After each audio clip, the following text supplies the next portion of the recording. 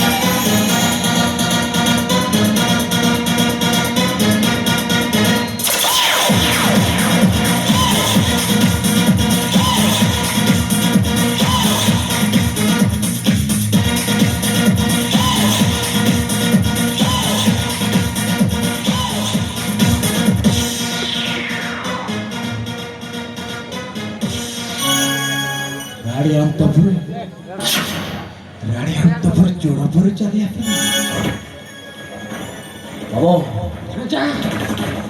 ये ठीक जो देखी देव अरे बाबा हाँ आओ जीवन चली जीव हाँ भणजा हाँ सेठी पाई कहूची आगोरे आगोरे बढ़ी चलो एक राणी को ताकि बाकी पड़िबो मामू हाँ भणजा हाँ अरे वाह और राणी वाह चलो तो अरे उठो कपाट खोलो वो आफिची सेनापति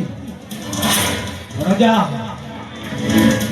रानीमा को उठिबाक पड़िबो रानीमा उठंतु रानीमा उठंतु आपणको सेनापति आसिचंती अब आपणको नाटवर रानीमा उठंतु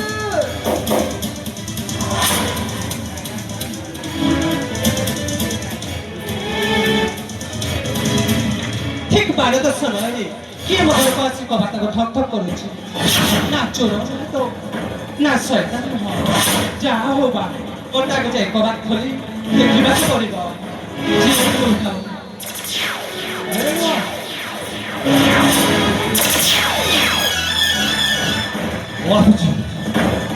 ओ तुम सेनापति आफिची रे सेनापति आपण आफिच समय 12 मो कोठरी को आसीबार कारण करा मरणु तुम अरे भणजा राजा हमारे राय अंतपुर को आसीबा कारण ହଁ ସେନାପତି ତମେ ଏଇଟା ପଚାରୁଛ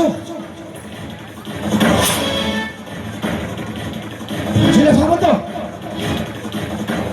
ଏ ରାଣୀ ଅନ୍ତପୁରକୁ ଚୋର ପରି ପ୍ରବେଶ କରି ଚାଲି ଆସିବା କାରଣ ହେଉଛି ଗୋଟିଏ ଆମ ମହାରାଜାଙ୍କର ଗୁପ୍ତ କଥା ଅଛି ରାଣୀ ସେଥିପାଇଁ ମୁଁ ରାତିରେ ତୁମ ସହିତ ସାକ୍ଷାତ କରିବାକୁ ଚାଲି ଆସିଛି ରାଣୀ ମା ହେଲେ ଗୋଟିଏ ଗୁପ୍ତ କଥା ହଁ ରାଣୀ ମା କଣ ସେ ଗୁପ୍ତ କଥା সেই গুপ্ত কথা এমনি সহজে কই হবনি রানী মা ଦେଖ ଶୀଘ୍ର ଶୀଘ୍ର ଏ ଗୁପ୍ତ କଥା ଶୀଘ୍ର ଚାଲିଯା ତ ନଜର କରି କିଏ ଦେଖିଦେବ ମୋ ଅବସ୍ଥା ବହୁତ ଖରାପ ହେଇଯିବ ନାଇଁ ରାଣୀ ମା ପ୍ରଥମରେ ସତ୍ୟ କରିବାକୁ ହବ ଧନଞ୍ଜୟ ହଁ ରାଣୀ ମା ତୁମେ ତ୍ରିବାଣ ସତ୍ୟ କରିବାକୁ ପଡ଼ିବ ନହେଲେ ସେହି କଥା କହି ହେବନି ଲୋ ରାଣୀ ମା ସତ୍ୟ କରିବାକୁ ପଡ଼ିବ ହଁ ରାଣୀ ମା ହେଲେ ଗୁପ୍ତ କଥା ପାଇଁ ଆପଣଙ୍କୁ ସତ୍ୟ କରିବାକୁ ପଡ଼ିବ ଠିକ ଅଛି ମୁଁ ଆପଣଙ୍କୁ ସତ୍ୟ କରି କହୁଛି ଆପଣ କହନ୍ତୁ ସେ ଗୁପ୍ତ କଥାଟା କଣ ଧନଞ୍ଜୟ ଭଣଜା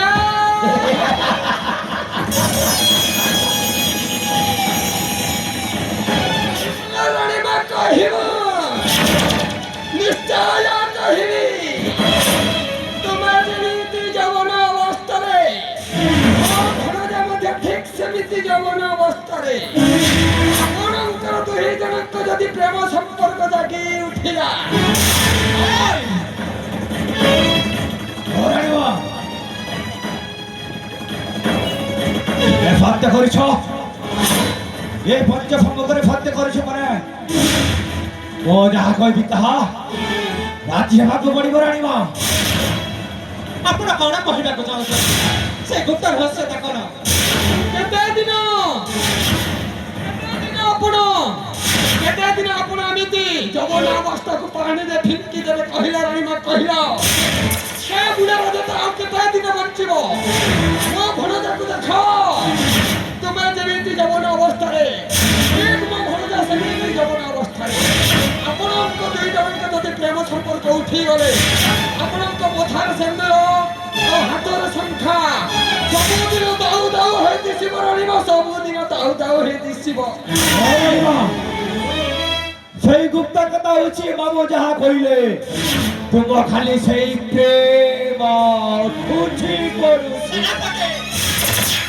ତୁ ଜନ୍ମ ଘରର ଐତାଖିଆ କୁକୁର ପୁଣି ତୋ ସହିତ ମୋର ପ୍ରେମ ସମ୍ପର୍କ ও রানী মা ମୋ ସହିତ ପ୍ରେମ ସମ୍ପର୍କ ରଖିଲେ ତମ ଭଲ ରାସ୍ତା ଦେଖେଇବି ନଚେତ ଶୀଘ୍ର ଚାଲିଯାଅ ନହେଲେ ମୁଁ ତୋ ଉପରକୁ ଚାପୁଡ଼ା ମାନେ ଘରୁ ବାହାର କରିବା ହେଲେ ରାଣୀ ମା ଯାହାକୁ ଆପଣ ଚାପୁଡ଼ା ମାରିବେ ଆଉ ଏଇ କଳିଯୁଗରେ ଏଇ ମା ମାନେ 10 ବର୍ଷ 10 ଦିନ ଗର୍ଭରେ ଧରିଥିବା ଶିଶୁ ଦିନେ ଏଇ ଅଇଁଠା ଖିଆ କୁକୁର ହୋଇଥାନ୍ତି ହେ ରାଣୀ ମା ଏଇଟା ହଉଛି ଆପଣଙ୍କ ସାବତ ପୁଅ ଆଉ କେତେ ଦିନ ଏଇ ସାବତ ପୁଅ ତୁମ ସାବତ ପୁଅ ଯଦି ଏଇ ରାଜ୍ୟର ରାଜା ହେବ ଶାସ୍ତ୍ରୀ ଗୋଟିଏ ମହାରାଣୀ ହେଇଯିବେ ହେଲେ ଆପଣ ସେଇ ଦିନ ଠାରୁ ଚାକର ହେବେ ଚାକର ରାଣୀ ମା ସେନାପତି ମୁଁ ତମକୁ ବାରମ୍ବାର ଧନ୍ୟବାଦ ଦେବି ମୋ ରାଣୀ ସାବତ ଏ ଛୋଟିଆ ପ୍ରେମଟିକୁ ଦେଇ ତା ବଦଲା ତମ ନେଇ ପାରିବନି ସେ ଆମ ପୃଥରେ ତାକୁ ହଁ ଏ ମମୋ ଭଲରେ ବୁଝେଇ ଦିଅ ରାଣୀ ମାଆକୁ ନହେଲେ ବଳାତ୍କାର କରି ଖାଲି ଯିବ ଆମ ରାଜ୍ୟକୁ ରାଣୀ ମା କଣ କହିଲେ ଆପଣ ମତେ ବଳାତ୍କାର ହଁ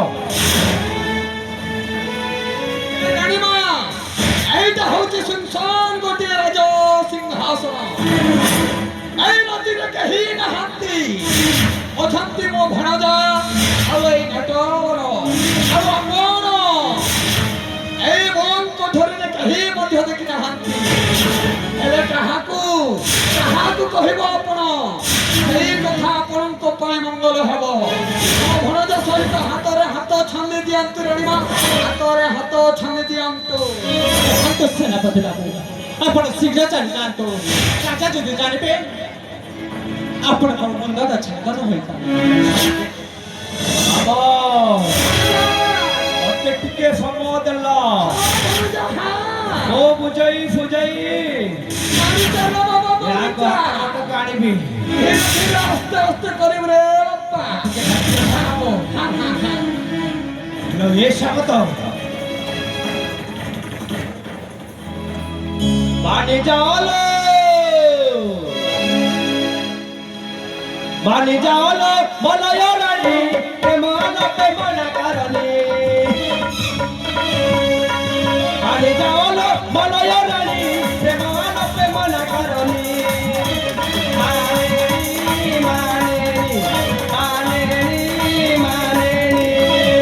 আসো রানী আসো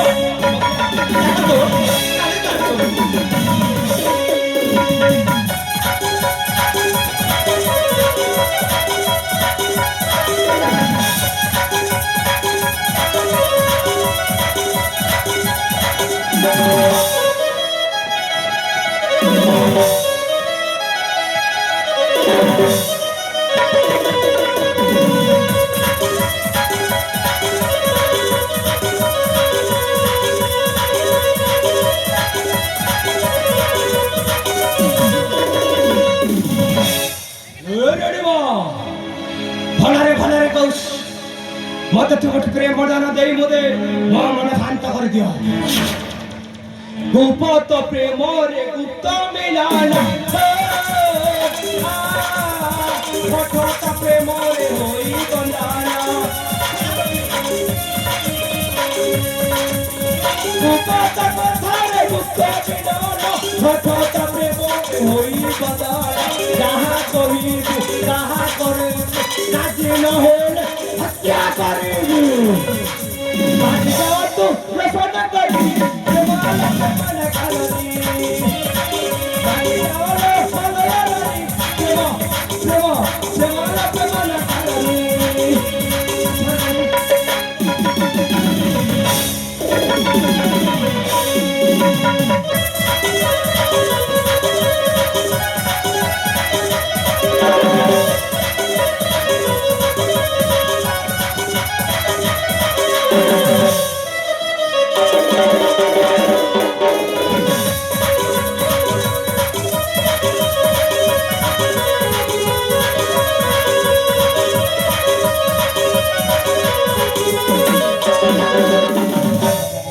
গলে প্রেম তৃষ্ণা মোহরা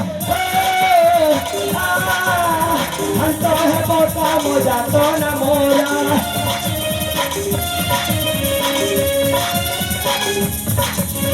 বেটি গলে প্রেম তৃষ্ণা মোহরা শান্ত হেব কাম যাতনা মোরা যৌবন তোর গলা পাগল সম্ভালি পারুনি অঙ্গକୁ মোর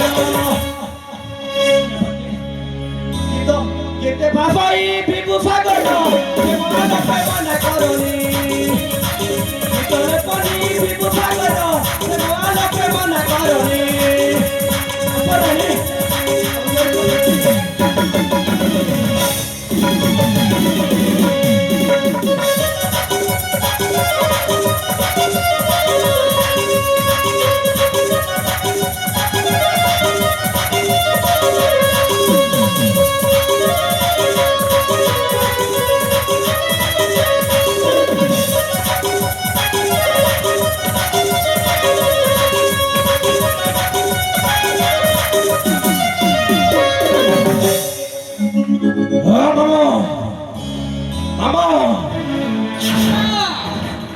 आओ वृथा हो गला হেলা ভনজা কথারে ଅଛି ओ যেতে চেষ্টা করে মধ্য आओ বুঝ শক্তি নাই রানী পাতা কথারে ଅଛି ସିଧା ଆଙ୍ଗୁଳିରେ କେବେ ଘିଅ ବାହାରିବ ନାହିଁ ଅଙ୍ଗୁଳିକୁ ତେଡ଼ା କରିବାକୁ ପଡ଼ିଥାଏ ଭଣଜା ତେଡ଼ା କରିବାକୁ ପଡ଼ିଥାଏ एक रास्ता बतैलो ହେଲେ ରାଣୀମା କାହିଁକି ଆପଣ ଏଇ ଯୌବନ ଅବସ୍ଥାକୁ ପାଣିରେ ଫିଙ୍କି ଦେବେ ମନେ ପକାଅ ସେଇ ବେଳର କଥାକୁ ଆପଣଙ୍କ ଅବସ୍ଥା କେମିତି ହେବ ରାଣୀମା କେମିତି ହେବ ଆପଣଙ୍କ ବହୁ ଆସିଲେ ଆପଣଙ୍କ ଅବସ୍ଥା ସେଟା କେମିତି ହେବ ଟିକେ ଭାବି ଚିନ୍ତି କରି କୁହ ରାଣୀମା ଭାବି ଚିନ୍ତି କରି କୁହ ମାମୁ ମୋ ମା ତ ସେମିତି ଭାବୁଛି ଆଉ ଏତେ ବୁଝାଇଲା ପରେ ନା ଦିନା ରାସ୍ତା କନାଇ ଆସୁଛନ୍ତି ହେଲେ ତୁମ ପାଖରେ କଣ ରାଣୀ ମାକୁ ବୁଝେଇ ପାରିବ ନହେଲେ ଆମେ ଚାଲିଯିବା ଆମ ରାଜ୍ୟକୁ ହଁ ଭଣଜା ହଁ ଏ ରାଣୀ ମା ସତ୍ୟ କରିଛନ୍ତି ଏ ପଦ୍ମ ସମ୍ମୁଖରେ ଆଉ ଦୁନିଆ କହିବ ସତୀ ହଁ ଭଣଜା ହଁ ଏ ଦୁନିଆ କହିବ ରାଣୀ ଗୋଟେ ଅସତୀ ରାଣୀ ଗୋଟେ ସତ୍ୟ କଥାକୁ ବିଶ୍ୱାସ କରନ୍ତି ନାହିଁ ବୋଲି ରାଣୀ ଗୋଟିଏ ତ୍ରିବାର ସତ୍ୟ କରି ତାଙ୍କ ତ୍ରିବାର ସତ୍ୟକୁ ନିଜେ ତାଙ୍କ ବକ୍ତବ୍ୟକୁ ସେ ରଖିପାରନ୍ତି ନାହିଁ ମାମୁ ଟିକେ ଭାବି ଚିନ୍ତି କରି କୁହ ରାଣୀମା ଭାବି ଚିନ୍ତି କରି କୁହ ଏଇଟା ହଉଛି ସଠିକ ସମୟ এই সময়କୁ ଯଦି ଆପଣ ହାତ ମୁଠକୁ ଛାଣିଦେବେ ହେଲେ ବେଳ ଆସିବ ଆପଣ ହିଁ ରାଜ୍ୟର ତଣା ଖାଇବେ ତଣା କଣ କହିଲେ ସ୍ୱାଗତ ଆଉ ଚିନ୍ତିତ କାହିଁକି ନହେଲେ ଆମେ ଫେରିଯିବୁ ଆଉ ତୁମ ସେ ସତ୍ୟ କରିଛ ଏ ସମ୍ମୁଖରେ ତୁମକୁ ଏମିତି ଉପାସ କରିବି ହେଲେ ଏ ଭଲ ସେଟା ରାଜ୍ୟର ଦୃଶ୍ୟ ରାଜ୍ୟକୁ ତୁମେ କିଛି ରଖିବାକୁ ପଡୁଛ ତୁମକୁ ଗର୍ଭରେ ଆଉ ଛୁଆ ଜନ୍ମିବ ନାହିଁ ସେ ଭୂତ ହୋଇସାରିଛନ୍ତି ମାମୁ ଆଉ ମୁଁ ଗୋଟିଏ ଭଦ୍ର ରାଜାଙ୍କ ସୂତ୍ରରୁ ପରାମର୍ଶ ନେଇ ଜାଣିପାରୁଛି ଆମ ମହାରାଜ ଭଦ୍ର ରାଜାଙ୍କୁ ପରାମର୍ଶ ନେଇ ଗୋଟିଏ ଔଷଧ ଆଣି ଆମ ରାଣୀ ମାକୁ ଖାଦ୍ୟରେ ମିଶାଇ ଦେଉଛନ୍ତି ଆଉ ତୁମ ଗର୍ଭରେ ସନ୍ତାନ ହେବ ନାହିଁ ରାଣୀ ମା ଆଉ କାଲି ତୁମ ଜ୍ୟେଷ୍ଠ ରାଣୀର ପୁତ୍ର ରାଜ୍ୟ ସିଂହାସନରେ ଅଭିଷିକ୍ତ ହେବ ସେ ସମୟରେ ତୁମେ ହେବ ତା ଚାକରାଣୀ ଆଉ ସେତିକି ନୁହଁ ଝାଡୁ ମାରିବାକୁ ପଡିବ ଝାଡୁ ଏ ସବୁ ବୁଝାଇ ଦିଅ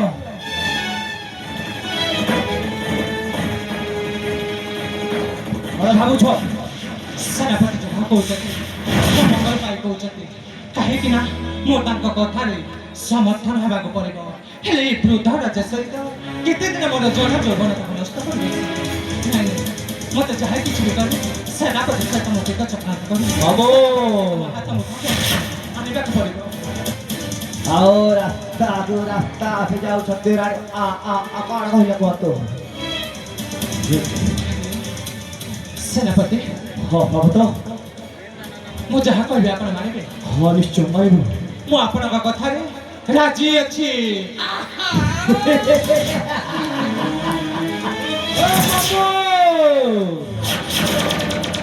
ରାଣୀ ମା ବର୍ତ୍ତମାନ ରାଜ୍ୟ ହେଇଗଲେ ଆମ ଗୁପ୍ତ ପ୍ରେମର ସମ୍ପର୍କ ରଖିବାକୁ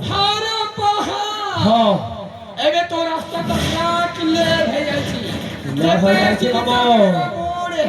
ଆଉ ରାଣୀ ମାକୁ ଆଜି ଦିନ ଠାରୁ ମୋର ହେବ ସେ ପ୍ରେମିକା ଆଉ ମୁଁ ହେବି ତୁମର ପ୍ରେମିକ ହେଲେ ସେନାପତି ହଁ। ସେ ବୃଦ୍ଧ ରାଜା ତା ପୁଅକୁ ଘରୁ ତଡ଼ିବାକୁ ପଡ଼ିବ ମାମୁ ଆମ ଜ୍ୟେଷ୍ଠ ରାଣୀ ପୁତ୍ରକୁ କଣ କରିବାକୁ ହବ ମାମୁ ସେଇଟା ସମୟ ଆସିବ ଏମିତି ଗୋଟେ ଚକ୍ରବର୍ତ୍ତୀରେ ଫସାଇ ଦେବ ଯେ ସେ ରାଜାକୁ ମଧ୍ୟ ଜାଣିପାରିବ ନାହିଁ ଆଉ ସେଇଠି ଥାମବ ଆଉ ସେଇଠି ତମେ ହେବ ରାଜା ଆଉ ମୁଁ ହେବି ରାଜରାଣୀ ମହାରାଣୀ ତୁମ ସେଇଠି ହେବ ମୁଁ ହେବି ରାଜା ଆଉ ତମେ ହେବ ମହାରାଣୀ ହେଲେ ଅତି ଶୀଘ୍ର ବାପା ପୁଅକୁ ଘରୁ ବାହାର କରିବାକୁ ପଡ଼ିବ ମାରି ଦେବାକୁ ପଡ଼ିବ ନିଶ୍ଚୟ କରିବ ମହାରାଣୀ ସେଥିରେ କିଛି ଭାବିବ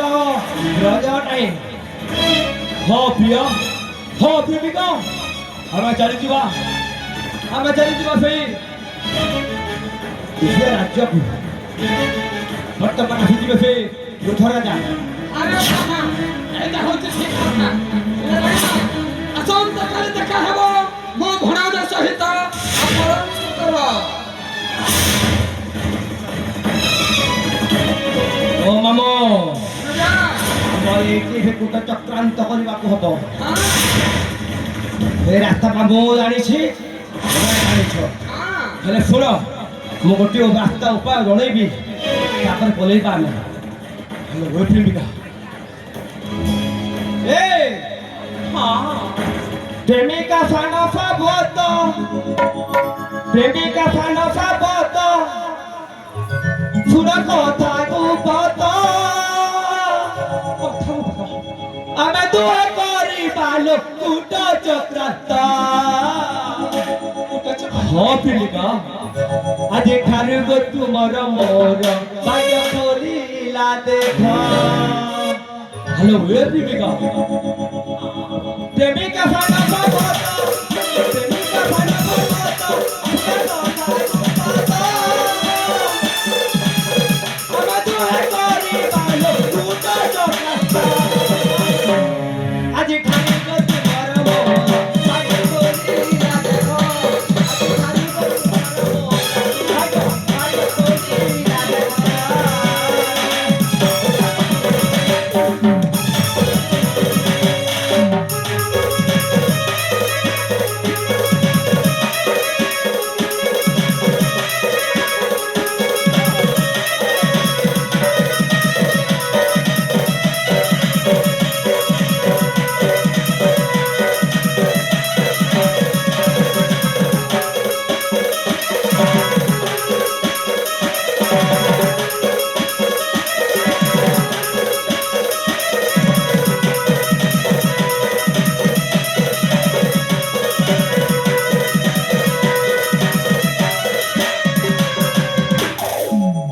लोहे प्रेमिका डॉक्टर रानी करो पुत्र छोटे स्वामीरा जे अपने गोपी से को भागी दीटाना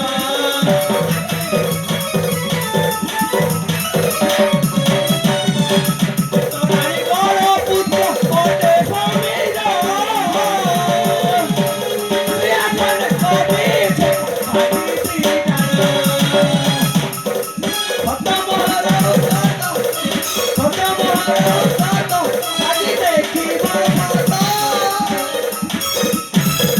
ଆମେ ଦୁହେଁ କରିବା ଲୋକୁଟ ଚକ୍ରାନ୍ତ ଆଜି ଠାରୁ ତୁମର ମୋର ଭାଗ୍ୟ ଖୋଲିଲା ଦେଖ ଆଜି ଠାରୁ ତୁମର ମୋର ଭାଗ୍ୟ ଖୋଲିଲା ଦେଖ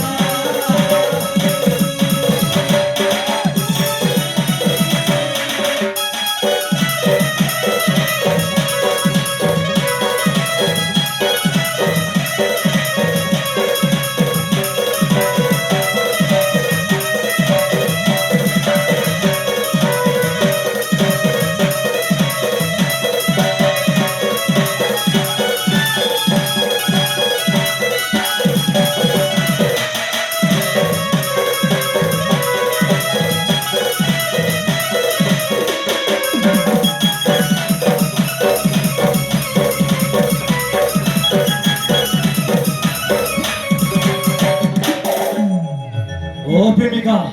ହସିନା ଫଟିକା आओ आओ ଶୁଣିଲେ ତ ଏକୁଟ ଚକ୍ରାନ୍ତ ଠିକ ଅଛି ହେଲେ ଫଟିକା ମାମୁ ଯା ଏଇଠି ବ୍ୟକ୍ତି ସମୟ ରହିବା ଉଚିତ ହବନି କାହିଁକି ନା ଆଉ ଗୋଟେ କଥା ପ୍ରେମିକା କଣ ସେଇଟା ଆମ ଏ ଗୁପ୍ତ କଥା ଗୁପ୍ତ ପ୍ରେମ ଯାହା ଘଟି ଯାଇଛି ଆମ ଏ ଗୁପ୍ତ ସମ୍ପର୍କ ହେଉଛି ତୁମେ ଆଉ ମୁଁ ମାମୁ ଆଉ ତୁମେ ଆମ ଏ ତିନି ଜଣ ଛଡା ଆଉ ଅନ୍ୟ ଲୋକ ଜାଣିବା ଉଚିତ ହବନି ହସିନା ଫଟିକା ମାମୁ ଆମ ଏ ଗୁପ୍ତ ରହସ୍ୟ ଗୁପ୍ତ ପ୍ରେମ କାହା ପାଖରେ କହିବୁ ନା ହେଲେ ଆଉ ନଟବରକ ଏଇଠି ରଖିବି ନାହିଁ ବୁଝିଲ ହେଲେ ପ୍ରେମିକା ହସିନା ଫଟିକା ଆମେ ଏଠି ସମୟ ରହିବା ଉଚିତ ହବନି ସେ ବୃଦ୍ଧର ଆସିଯିବେ ଆମକୁ ଦେଖିଲେ ମାମୁ ଏଇଠି